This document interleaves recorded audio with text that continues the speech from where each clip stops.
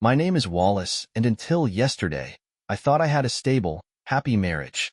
Now, I'm sitting in an empty house, surrounded by the ghost of a life I thought was real, trying to make sense of the betrayal that shattered everything. It started like any other day. I woke up, kissed my wife, Lorraine, on the forehead, and got ready for work. She smiled at me. God, I keep replaying that smile in my head. It was warm, familiar, deceptive. The day went by like usual. Emails, meetings, the same routine I'd gone through for years. I even texted Lorraine during lunch, asking if she wanted to grab dinner later. She replied with a simple, "Sounds good. Love you." I had no idea that while I was sitting in that office, my entire life was being packed into suitcases. When I got home, something felt off immediately. The air was too still, too empty. The living room was neat, too neat. My gut twisted as I called her name. No answer. I walked upstairs, and that's when I saw it. Her closet doors stood wide open. The drawers in our dresser were half empty. The suitcase we took on our honeymoon was gone. My breath caught in my throat as I scanned the room, my mind racing to make sense of what I was seeing. And then I saw it, a neatly folded letter on the nightstand. My hands trembled as I picked it up.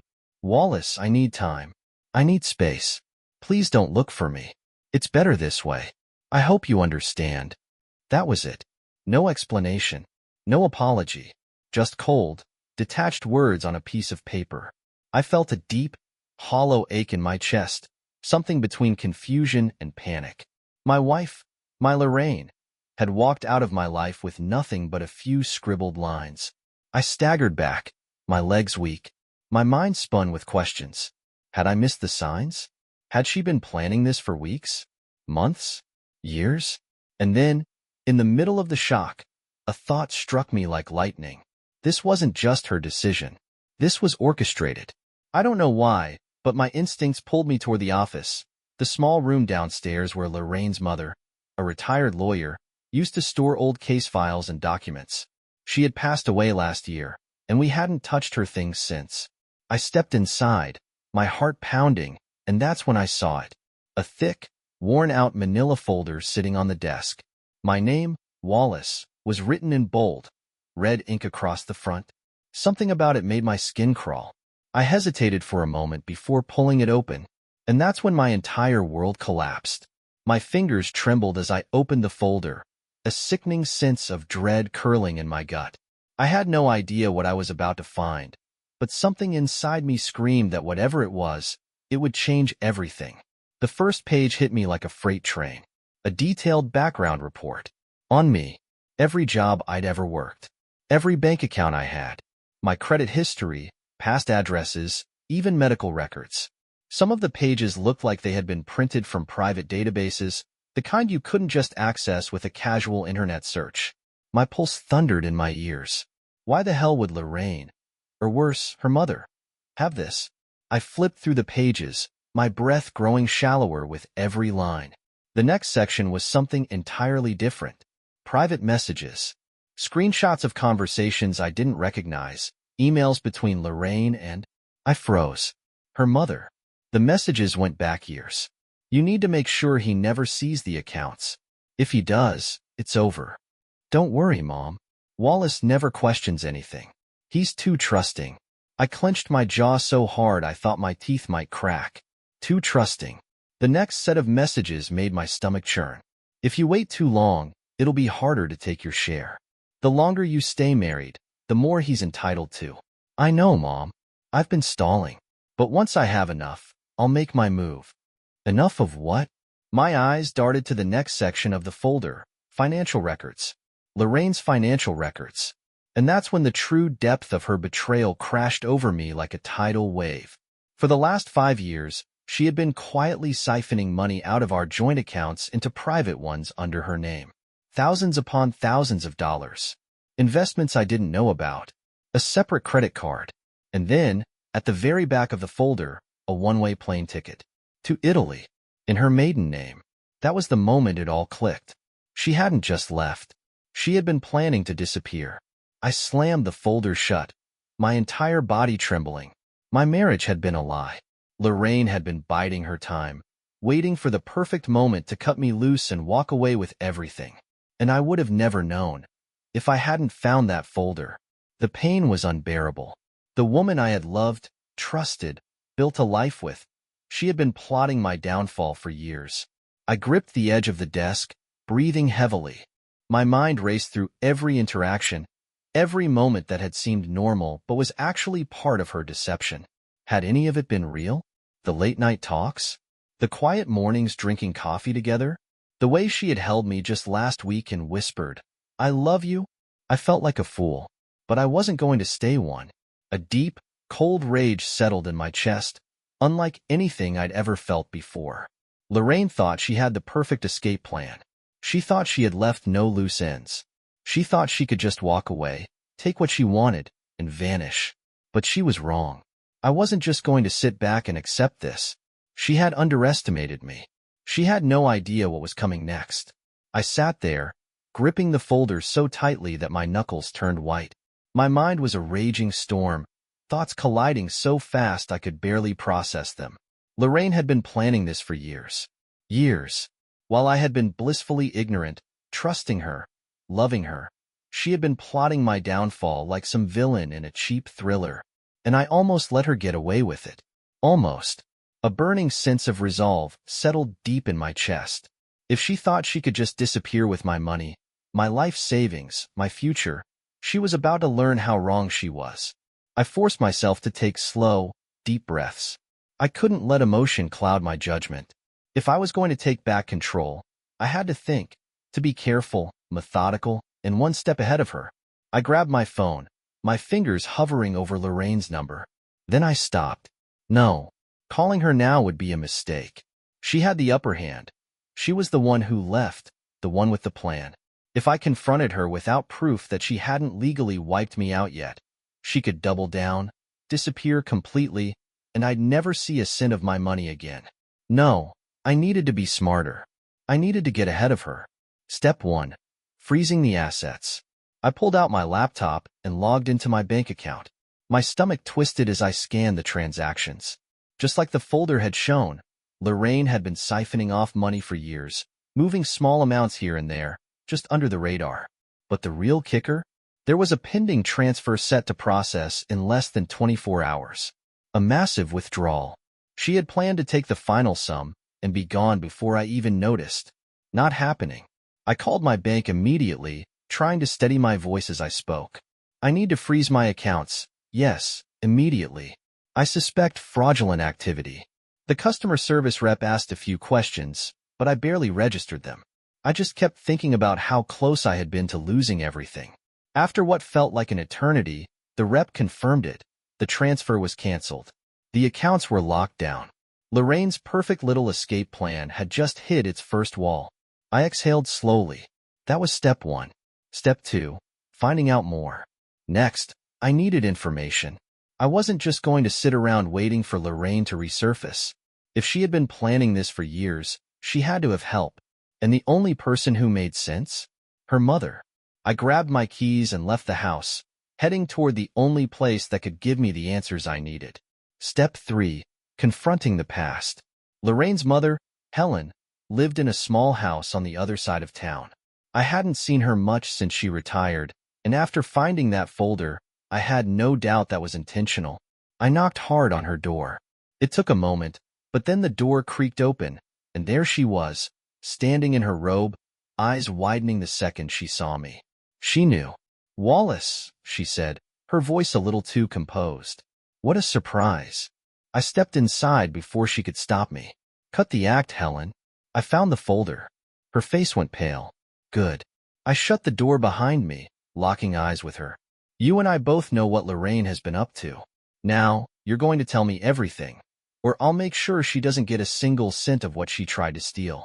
Helen sighed, rubbing her temples. For the first time, she looked tired. "You weren't supposed to find out this way," she muttered. My jaw tightened. "Then tell me the way I was supposed to find out." She hesitated, just for a second, but that was all I needed to know that this ran even deeper than I thought. And I wasn't leaving without the truth. Helen stared at me, her lips pressing into a tight line. I could see the battle playing out in her head. whether to keep lying or finally admit what she had done. I didn't give her the luxury of time. You coached her through all of this, I said, my voice low, steady. You helped her drain my accounts. You helped her plan her exit. You told her to wait until she had enough. What was the end game, Helen? What was she waiting for? Her eyes flickered with something. Guilt? Annoyance? I couldn't tell. Wallace, you have to understand, she started, but I cut her off. No. You have to understand, I snapped. I froze the accounts. The money she thought she was going to take? Gone. If she was planning to leave the country, she's going to have a hard time doing that now. And if she's still in the city, she's going to need your help to figure out her next move. I leaned in, keeping my gaze locked onto hers. So, let's make this easy. You tell me where she is, and maybe, I'll walk away from this without dragging your name into it. Her face paled. That did it. She exhaled sharply, crossing her arms. She's staying at a hotel, she muttered. Near the airport. I felt my pulse spike. She was trying to run. Which one? I demanded. Helen hesitated again. But when I took a step forward, she sighed. The Fairmont. Room 712. I turned without another word, walking out and slamming the door behind me. I barely felt the cold night air as I climbed into my car, my hands gripping the wheel so tightly my knuckles ached. She had been planning to disappear, to leave me behind like I was nothing. But now she was trapped. She had no access to my money, no way to leave the country, and I was going to make damn sure she answered for everything. It was time to face Lorraine. The drive to the hotel felt surreal. My heart pounded, my mind racing through every possible scenario. What would she say when she saw me? Would she try to lie her way out of it? Would she finally tell the truth? I didn't care. I was done playing the fool. When I pulled up to the Fairmont, I took a deep breath, trying to steady myself. This wasn't just some fight between a husband and wife. This was the moment my entire life came down to. I walked through the lobby, my steps measured, my focus razor sharp. I didn't even hesitate when I reached the elevator, pressing the button for the 7th floor. Room 712. The number burned in my mind. When I reached the hallway, I moved quickly, stopping just outside the door. I took a deep breath. Then I knocked. Silence. I knocked again, harder. Still nothing. I clenched my jaw. I knew she was in there. Helen wouldn't have lied. Not when she was already caught. So, I pulled out my phone and called her. The second I heard the ringing on the other side of the door, my stomach twisted. Then, the call went to voicemail. I knocked one last time. Lorraine, I said through the door, my voice calm but firm. I know you're in there. Open the door, or I'll have the hotel staff do it for you. Silence. Then, finally, footsteps. The lock clicked. The door opened just a crack, revealing Lorraine's face, her eyes wide with shock. For a second, neither of us said anything. She just stood there, frozen, her hand gripping the door handle like she was afraid I'd push my way in. I didn't need to. You weren't expecting to see me, I said, keeping my voice controlled. Were you? Her lips parted, but no words came out. I tilted my head slightly. What's wrong, Lorraine? No escape plan left? She swallowed, her throat working like she was trying to come up with something. Anything that would get her out of this. I didn't give her the chance. I found the folder, I said flatly. I know everything. The money, the messages, the plan. That broke her. Her face crumbled, her expression shifting from shock to something else. Panic. Wallace, she whispered, her voice barely above a breath. You what? I cut her off. You didn't mean for me to find out? You were going to disappear and leave me blind? She looked away, biting her lip. You were going to let me wake up one day and realize my wife had erased me from her life. A shaky breath escaped her. No. I stepped forward. No excuses. No lies. Just the truth. Why? Why did you do this? She hesitated. Then, for the first time, I saw something behind her eyes, guilt. And when she finally spoke, her answer hit me harder than anything I could have imagined. Because I never wanted this life, she whispered. I never wanted you. Her words slammed into me with the force of a wrecking ball. I never wanted this life. I never wanted you. I had expected lies, excuses, even a tearful attempt at manipulation. But not this. Not the brutal, unfiltered truth spilling from her lips like it was the easiest thing in the world to say. For a moment, the world around me seemed to slow, the walls of the hotel room pressing in. I could hear my own heartbeat pounding in my ears. I had spent years loving this woman, building a life with her, believing in the vows we took. And now, in this sterile hotel hallway, under the dim glow of the ceiling light, she was telling me it had all been a waste. I took a slow, measured breath. My hands clenched into fists at my sides, but I kept my voice controlled. Then why did you marry me, Lorraine? Why spend 10 years pretending? She exhaled shakily and finally opened the door wider, stepping back into the room. For the first time, I could see the chaos inside. An open suitcase on the bed, half packed with clothes, her passport sitting on the nightstand. She was still trying to run. I stepped inside and shut the door behind me. She sat down on the edge of the bed, running a hand through her hair, her eyes darting to the floor like she couldn't bear to look at me.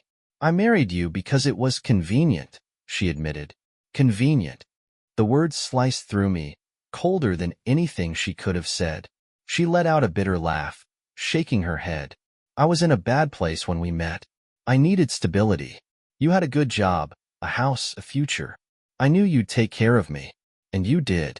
I swallowed the lump in my throat, my entire body stiff with tension. So, you used me. She didn't deny it. I took a step closer. And what was the plan, Lorraine?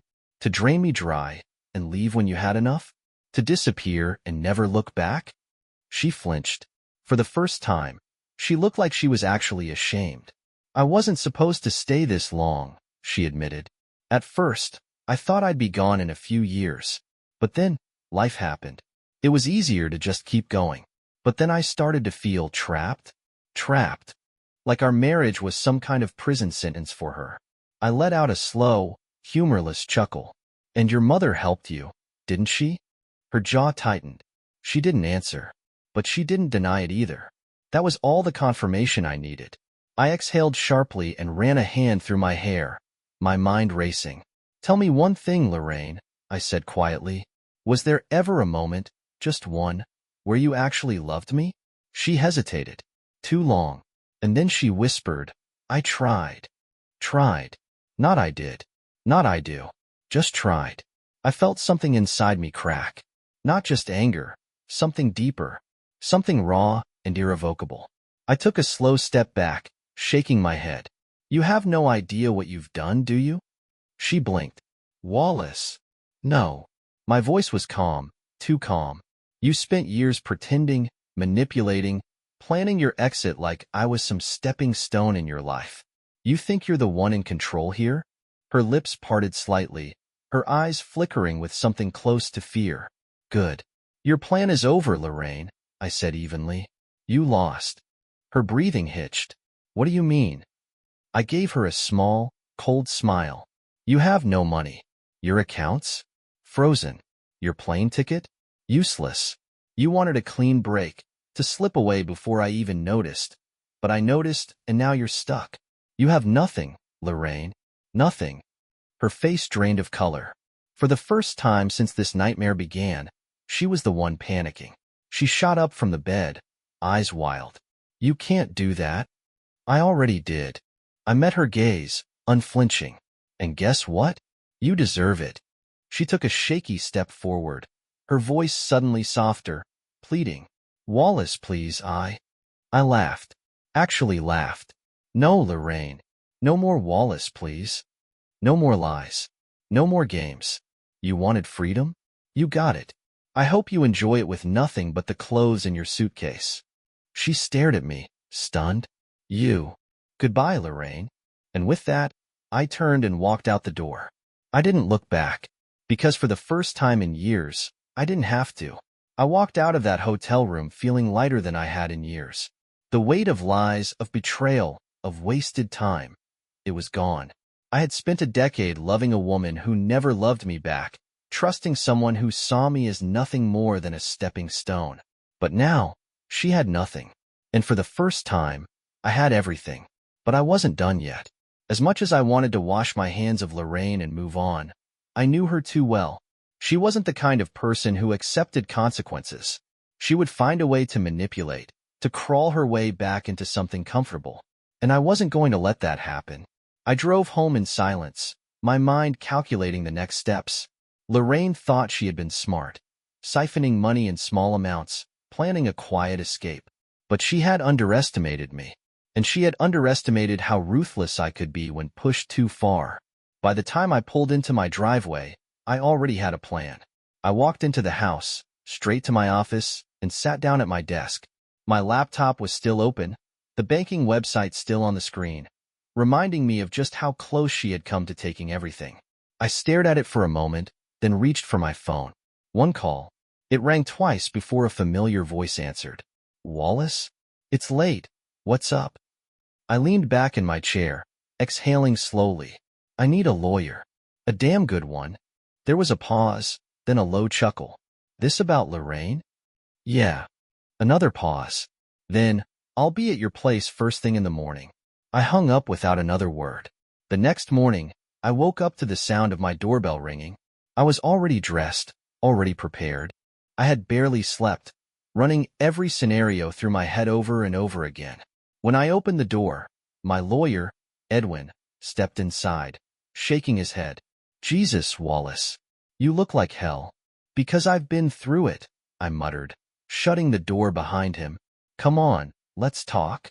We sat at the kitchen table, the folder Lorraine's mother had kept sitting between us. I pushed it toward him. He flipped through it, his expression shifting from confusion to mild concern to outright disbelief. She was planning this for years, he muttered, shaking his head. This isn't just a messy divorce, Wallace. This is calculated fraud. If you wanted to, you could. I don't want a courtroom battle, I interrupted. I just want to make sure she gets nothing. Not a cent. Not a piece of my life. He studied me for a moment, then nodded. That's doable. But you need to act fast. Already started, I said. Bank accounts are locked. I shut down any joint assets. But I need to make sure there are no loopholes. Edwin smirked. You really want to make sure she leaves with nothing, huh? I met his gaze, unflinching. She never wanted me. She used me. She tried to erase me. The least I can do is return the favor. He nodded. All right, let's get to work. The next 2 weeks were a whirlwind of paperwork, legal meetings, and shutting every possible door Lorraine could try to sneak through. I dissolved any shared assets, cut her off from any financial connections, and even legally removed her from my home's deed. She thought she could walk away clean. I made sure she walked away with nothing. I didn't contact her, didn't see her. The only thing I heard was that she had moved into a friend's apartment, struggling, without money, without options. I didn't care. She had made her choice, and I had made mine. One evening, just as I was starting to feel free from it all, my phone buzzed. A text. From Lorraine. Wallace, please. Can we just talk? I stared at the screen, my heart steady. Then I did the only thing she deserved. I blocked her number. And just like that, she was gone. For good.